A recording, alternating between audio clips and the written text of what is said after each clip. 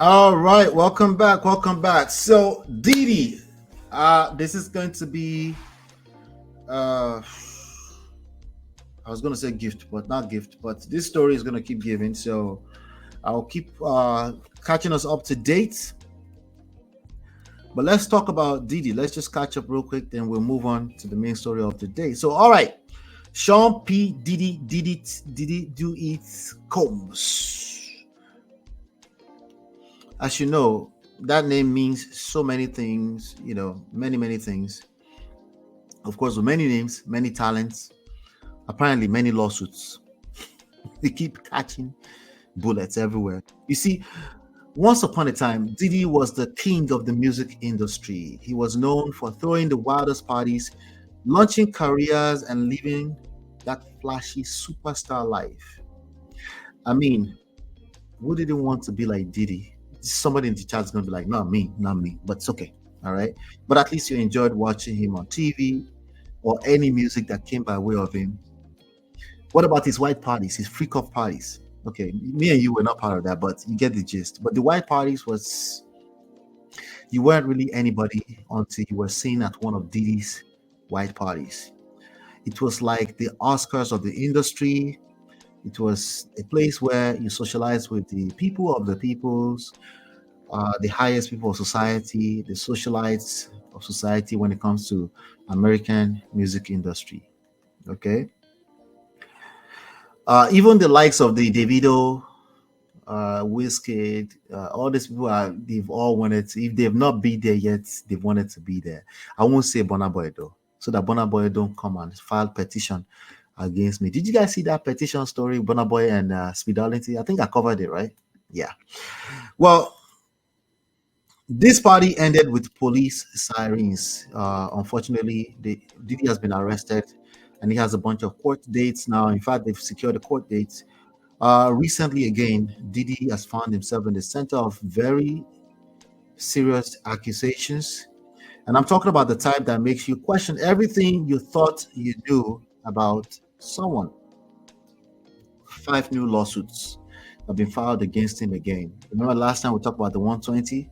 Another 5 new lawsuits. And one of those accusations now involves a 13-year-old girl. Trigger alert. Yes, you heard that right. A 13-year-old child. I know it's hard to even comprehend. How did you go from Didi telling us to take that to this? But let's take a step back. Let's take a step back. What's really going on here? Why does it feel like Didi's entire legacy is crumbling so fast? Is it because he's black? Are they going after all our black celebrities, biggest billionaire guys? Now, to make things even crazier, an old video of Diddy from 2017 has resurfaced. I'm not going to play the video. It's a clip from Martha Stewart's Martha and Snoop's show where Diddy was asked, "What do you want your last words to be?" Guess what he said?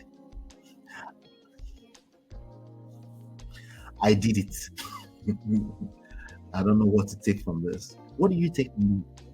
I did it.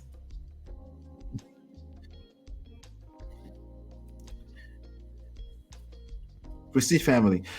Diddy sat there, threw the card in the air with a smile, and declared he wants his last words to be, "I did it." Now, before we all jump to conclusions, let's put up our critical thinking hats for a second. Could it be that Diddy was talking about his career?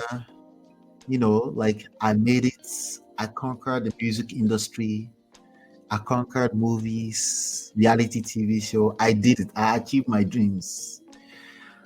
Being a mogul, becoming a billionaire, some of the first black few billionaires in US dollars. Or this is where things get spicy. Was Diddy Loki confessing something? Was it premonition ahead of time? Some people on social media seem to think so. One people said, "Oh wow, he even knows he did it. Why lie now?" Another person tweeted, "You sure did. And that's why you're in jail, buddy." Now, this is where it gets really tricky. On one hand, We don't want to play judge and jury based on a 7-year-old clip. In fact, the son, Quincy, the stepson, the first son of his ex late girlfriend, what's her name? Kim Porter. He came out yesterday, left a statement talking about the whole world has basically judged their father. Social media is crazy, blah, blah, blah. And he says, I miss you, dad. I feel for the kids. I really do feel for the kids, you know. So, but this is the media, bruh. It's just what it is. But on the other hand, it's hard not to side eye the timing of this clip resurfacing. I mean, is giving the universe knows what he's doing vibes. Now, Diddy's team, of course, they came out to defend him, claiming that the video is being taken out of context. I'm talking about the I Did It video. According to them, remember the first coverage I did when Cassie came out was did it do it? Did it do something like that on the thumbnail? Anyway, we've covered this quite a bit. We'll keep covering it anyway. Because this is about pride. This is about pride at the end of the day. Absolute power corrupts absolutely. This is about power and pride. It can happen at any level. There's a gatesman right now in Nigeria that is basically thinking out of his ass because he thinks he's always going to be the senior gateman for life. Until, of course, he collects. I'm not saying he did it. I'm just saying we should all be guarded, right? Now, according to them, when he said I did it, he was just talking about living the American dream. I'm talking about Diddy's team now. He was just talking about living the American dream, right? The man's got wealth, status, fame. He's done it all. So was it really that deep? Or are people just connecting the dots because of his current legal troubles? Speaking of legal troubles, let's talk about the lawsuit for a second. These lawsuits are no joke. Like I said in the last coverage, there's a Texas-based attorney, I think his name is Tony Busby. He's filed multiple civil suits against Diddy, and these cases involve minors and accusations of sexual misconduct at his freak-off parties. I mean, we've all heard rumors about what goes on behind closed doors in Hollywood, but this, if even a fraction of these claims are true, then Diddy's name is in some serious mud. I don't see a way back from this, and yeah, in the poto, you know. So I'm talking about the mud here, straight in the poto. I don't see a comeback from this. Do you guys see a comeback from this?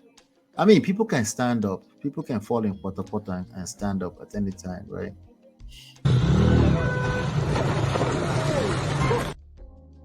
People can come up, you know. Anyway, one of the lawsuits was filed by a man who says he was 16 when Diddy assaulted him. And then there's another woman who claims she was only 13 when Diddy, along with 2 other celebrities, all these people, attacked her at the VMA's after party. It's wild to even imagine how deep this could go. So, Diddy's lawyers are I guess this is probably going to be the hardest thing they've ever had to do. So they've been fighting back, calling all the accusations outrageous, deeply prejudicial. They believe that all this media is probably going to make matters worse, or it's probably like basically like convicting him before he gets a chance. They believe that the non-stop lawsuits are making it impossible for Diddy to get a fair trial.